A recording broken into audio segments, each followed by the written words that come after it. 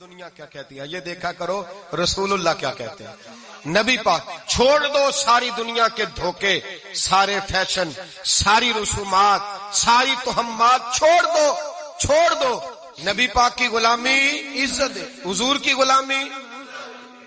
یار بندہ بالکل بے عمل ہونا، بالکل تو میری طرح داڑھی رکھ کے پگڑی باندھ کے بس میں بھی چڑھ جائے تو کئی لوگ سیٹیں خالی کر دیتے ہیں، کہتے ہیں بزرگوں یہاں آ جائیں، حضرت جی یہاں آ جائیں، تو پھر عزت کس چیز کی ہوئی؟ سنت مصطفیٰ کی ہوئی نا، پھر عزت نبی پاک کی سنت کی ہوئی نا، وقار کی ہوئی نا۔ ایک بچے نے داڑھی رکھ لی تو مجھے آ کے کہنے لگے حضرت جی لوگ بڑے بڑے لقب دینے لگے ہیں۔ میں نے کہا کیا؟ کوئی کہتا ہے حضرت صاحب، کوئی کہتا ہے قاری صاحب، کوئی کہتا ہے حافظ صاحب، کوئی کہتا ہے علامہ صاحب۔ تو میں نے کہا تیری موج نہیں بن گئی؟ 4 سالوں میں حفظ ہوتا ہے، تجھے مفت کا لقب مل گیا ہے۔ درس نظامی 8 سال میں ہوتا ہے، مفت کا علامہ بن گیا ہے، تجھے وقار نہیں دے دیا اللہ تعالیٰ نے؟ عزت میرے اعلیٰ حضرت فرماتے ہیں عزت در رسول پہ ہے، عزت حضور کی۔ اور اعلیٰ حضرت نے ایک بات لکھی ہے بڑی قیمتی، اور میں نا جب کبھی پریشان ہوتا ہوں نا تو میں یہ والی بات کھول کے پڑھتا ہوں اعلیٰ حضرت کی۔ یہ بات ڈھارس بندھاتی ہے، ڈھارس توانائی دیتی ہے، پورا مضمون باندھا ہے۔ اعلیٰ حضرت کہتے ہیں بے روپیہ تھا مداری، روپ بدل بدل کے دکھایا کرتا تھا، بادشاہوں سے انعام لیتا تھا۔ ایک دن اورنگزیب عالمگیر کے پاس آ گیا، کہنے لگا میں روپ بدلوں گا، اگر آپ پہچان نہ سکے تو میں انعام لوں گا۔ آپ نے فرمایا میں کوئی ایسے ویسا بادشاہ نہیں، کہا مجھے دھوکہ دینا مشکل ہے، کہا نہیں میں روپ بدلوں گا۔ حضرت اورنگزیب عالمگیر بڑے نیک بادشاہ گزرے، بڑے پرہیزگار آدمی، وہ بے روپیہ کہنے لگا میں روپ بدلوں گا، آپ نہیں پہچان سکیں گے۔ فرمایا چل جتنا تیرے اندر زور ہے لگا لے۔ حضرت نے اعلان کیا کہ میں نے فوجی بھرتی کر دیں، 2 ماہ کے بعد ٹیسٹ ہوگا۔ وہ 2 مہینے دوڑتا رہا، رنگ روپ بناتا رہا، آیا ٹیسٹ دینے، 2-3 سپاہیوں کا امتحان لیا، اس کی باری آئی تو 10 روپے دیے، کہنے لگے تیرے آنے جانے کا کرایہ میں نے تجھے پہچان لیا ہے۔ کچھ دنوں کے بعد جانے لگے سفر پر تو بھکاری آ گئے خیرات مانگنے، اس نے بھی سارے منہ پر سیاہی مال لی، کپڑے پھاڑ لیے، سر کے بال منڈا لیے، بھویں تک کٹا لی، بدرنگ ہو کے آیا، کاسا آگے کیا تو حضرت نے 10 روپے ڈالے، کہنے لگے تیرے آنے جانے کا کرایہ میں نے پہچان لیا ہے۔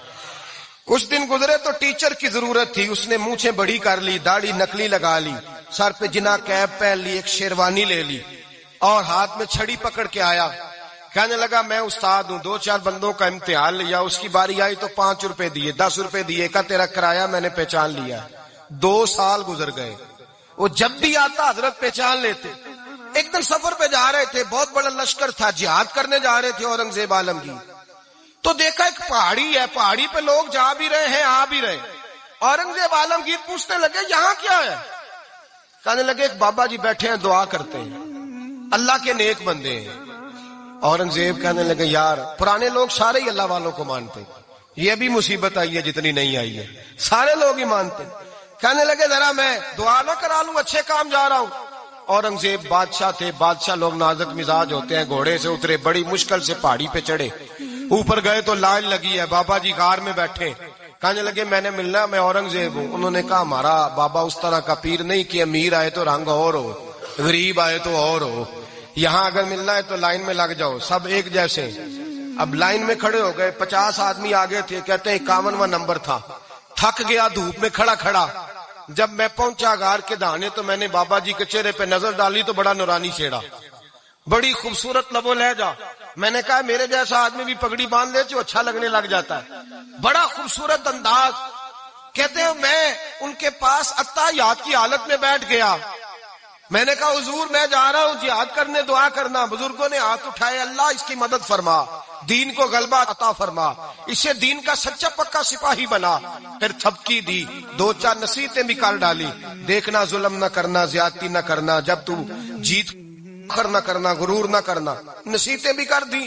کہتے ہیں اب جب میں اٹھا تو 2-4 دینار بطور نذرانہ مسلح کے نیچے رکھے، اور الٹے قدم جب میں غار سے اترا انہوں نے رومال جھاڑا اور اٹھ کے کھڑے ہو گئے، کہنے لگے آج نہیں تو نے پہچانا، آج نہیں تو نے پہچانا، میرا انعام بنتا ہے، آج نہیں پہچانا، لا پیسے۔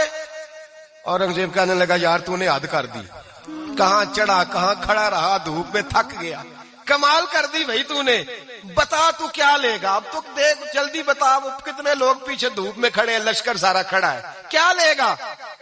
اس نے کہا سب سے قیمتی ہیرے وہ ہیں جو تیرے سر کے تاج میں لگے ہوئے ہیں، مجھے تیرا تاج چاہیے.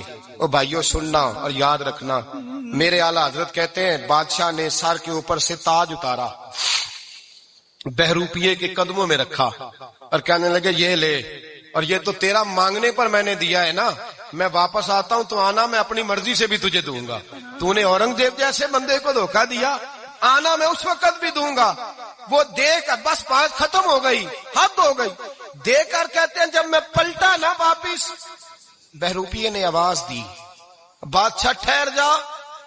تو میں نے پلٹ کے دیکھا تو کہنے لگے یہ اپنا تاج لے جا، اٹھا اور لے جا. میں نے کہا 2 سال بیت گئے تجھے محنت کرتے، آج قابو آیا تو لے جاؤں. کہنے لگا لے جا، مسئلہ سمجھ میں آ گیا. میں نے کہا مجھے بھی تو سمجھانا. کہتے ہیں وہ پھوٹ پھوٹ کے رویا، اس کی آنکھیں برس پڑی، سیلاب کی طرح آنسو بہ نکلے، تڑپا اور رو کے کہنے لگا بادشاہ میں نے جھوٹ موٹ رسول اللہ کی غلامی اختیار کی تھی، جھوٹ موٹ کی داڑھی، جھوٹ موٹ کی پگڑی، جھوٹ موٹ کا فقر، میں نے جھوٹ موٹ نبی پاک کا لباس پہنا ہے، تو تیرے جیسے بادشاہوں کے تاج میرے قدموں میں آ گئے ہیں. اگر میں سچ مچ رسول اللہ کا غلام بنوں گا تو اللہ کیا کچھ عطا فرمائے گا، اللہ کتنی نعمتوں سے نوازے گا. میرے اعلیٰ کیا فرماتے ہیں؟ اعلیٰ حضرت فرماتے ہیں فرشتے بھی کرتے ہیں تعظیم میری. کون جی؟ اللہ. ایسا عقیدہ بھی کم ملے گا جو بریلی کے امام کا عقیدہ ہے، ایسا بھی کم. کہتے ہیں فرشتے بھی کرتے ہیں تعظیم میری. کیوں؟ فرمانے لگے فدا ہو کے ان پر یہ عزت ملی ہے، فدا ہو کے ان پر یہ. حضرت سلمان فارسی گورنر تھے، کھانا کھا رہے تھے، دسترخوان بچھا تھا. رسول پاک صلی اللہ علیہ وسلم کا فرمان ہے روٹی کا لقمہ دسترخوان پہ گرے اٹھا کے کھا لو، اللہ تمہاری بخشش فرما دے گا. دسترخوان صاف ہوتا ہے. روٹی، بڑے گورنر تھے آپ، بڑے بڑے سفیر بیٹھے تھے، وزیر بیٹھے تھے، روٹی کا لقمہ گر گیا. آج تو لوگ فیشن میں عزت ڈھونڈتے ہیں نا، وقار ڈھونڈتے ہیں کہ میں جدید دنیا کے ساتھ مل جاؤں، میں معاذ اللہ لڑکی لڑکے اکٹھے بٹھا کے منگنی کروں تو میں ماڈرن شمار ہو جاؤں گا، میں بڑے بڑے ڈھول بجاؤں تو ماڈرن بنوں گا، میں اگر مہندی پہ سارے تماشے کر ڈالوں تو میں ماڈرن ہوں. دیکھو عزت کس بات میں. حضرت سلمان فارسی روٹی کھا رہے تھے، سفیر وزیر نہ جانے بڑے بڑے لوگ بیٹھے تھے، کھانا کھاتے کھاتے لقمہ گرا دسترخوان پہ. حضرت سلمان فارسی نے سمیٹا، منہ میں رکھا، پھر انگلی مار کے دسترخوان صاف کیا. ایک صحابی کان میں کہنے لگے سلمان کیا کر رہے ہو، کیا کر، آپ گورنر ہے، سوچئے تو صحیح، یہ لوگ کیا کہیں گے دنیا دار کے مسلمانوں کو روٹی نہیں ملتی، اٹھا اٹھا کے کھا رہے. کان میں بات کی، کان میں. حضرت سلمان فارسی کان میں جواب دے سکتے تھے، کہہ سکتے تھے نہیں ایسے ہی کرنا ہے، انہوں نے کان میں بات کی. لیکن جناب سلمان فارسی اعلیٰ اعلان بولے، کہنے لگے ان 4 5 6 دنیا داروں کے لیے میں اپنے نبی کا طریقہ چھوڑ دوں، اپنے رسول کی سنت چھوڑ دوں. یہ 4 5 دنیا دار دنیا کی طرف دیکھ کے میں مصطفیٰ سے منہ موڑ لوں. پھر جوش جذبات میں سر سے پگڑی اتار دی، رونے لگے. آپ فرمانے لگے میں مدینے کے بازاروں میں کھجوریں اتارتا تھا، نوکریاں کرتا تھا، یہ جو میرے سر پر عزت کے بال ہیں یہ محمد عربی کے اگائے ہوئے ہیں، رسول اللہ کے اگائے ہوئے ہیں. اور بھائیو حد ہو گئی. حضرت بلال رضی اللہ تعالیٰ، حضرت بلال آئے جناب عمر سے ملنے. کیسے کس طرح بھی آئے تو عمر خاطر میں نہ لائے، پر بلال حبشی دروازے پہ داخل ہوئے تو فاروق اعظم نے کرسی چھوڑ دی، ہاتھ باندھ کے کونے میں کھڑے ہو گئے. کالا رنگ ہے، نام بھی لکھنا نہیں جانتے، زمانے میں تعارف کوئی نہیں. حضرت عمر نے ہاتھ باندھا ہے. لوگ کہنے لگے عمر تو کیسے ہو، کس طرح سے نہیں ڈرتا، یہ کون آ رہا ہے جس کے لیے تیرا اتنا استقبال ہے. حضرت عمر کہنے لگے چپ کر جاؤ، اس کی بات نہ کرنا، اسے آنے دو، اسے آنے دو، اس کی بات نہ چھیڑنا. حضرت سیدنا بلال آئے، کہنے لگے امیر المومنین کیا کر رہے ہو؟ فرمایا نہیں چپ کر یار. بازو پکڑا، اپنی کرسی پہ بٹھایا. حضرت بلال کہنے لگے حضور میں غلام ہوں، مجھے تو طریقے بھی نہیں آتے ان کرسیوں پہ بیٹھنے کے، میں تو غریب ماں کا بیٹا، غلام باپ کی اولاد، سلیقن، یہ آپ کیا کر رہے ہیں؟